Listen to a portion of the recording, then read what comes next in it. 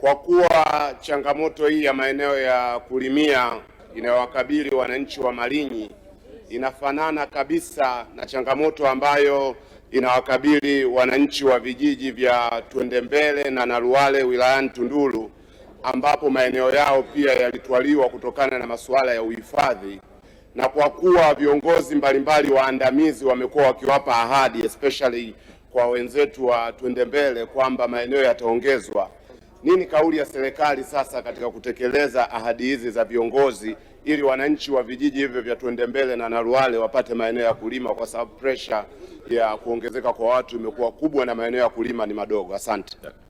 Majibu, Mheshimiwa Naibu Waziri. Asante sana Mheshimiwa Mwenyekiti.